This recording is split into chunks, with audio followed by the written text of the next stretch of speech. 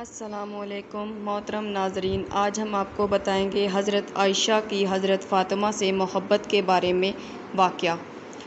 اس طرح کی ویڈیوز کو دیکھنے کے لیے اس چینل کو ضرور سے سبسکرائب کریں۔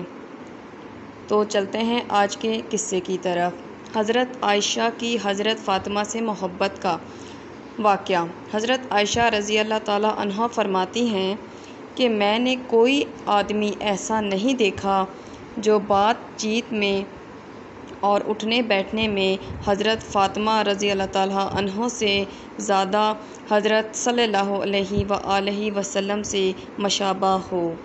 حضور صلی اللہ علیہ وآلہ وسلم جب حضرت فاطمہ یا ان کو آتا دیکھتے تو ان کو مرحبا کہتے، پھر کھڑے ہو کر ان کا بوسہ لیتے، پھر ان کا ہاتھ پکڑ کر انہیں اپنی جگہ بٹھاتے، اور جب حضور صلی اللہ علیہ وآلہ وسلم ان کے ہاں سے تشریف لے جاتے تو وہ مرحبا کہتیں، پھر کھڑے ہو کر حضور صلی اللہ علیہ وآلہ وسلم کا بوسہ لیتیں۔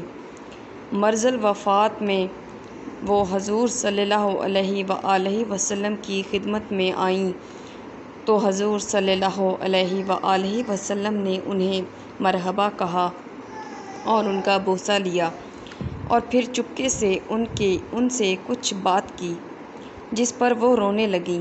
حضور صلی اللہ علیہ وآلہ وسلم نے دوبارہ ان سے چپکے سے کچھ بات کی جس پر وہ ہنسنے لگیں۔ میں نے عورتوں سے کہا، میں تو سمجھتی تھی کہ ان کو یعنی حضرت فاطمہ رضی اللہ تعالیٰ عنہا کو عام عورتوں سے بہت زیادہ فضیلت حاصل ہے، لیکن یہ بھی ایک عام عورت ہی نکلیں۔ پہلے رو رہی تھیں، پھر ایک دم ہنسنے لگ گئیں۔ پھر میں نے حضرت فاطمہ رضی اللہ تعالیٰ عنہا سے پوچھا، حضور صلی اللہ علیہ وآلہ وسلم نے تم سے کیا کہا تھا؟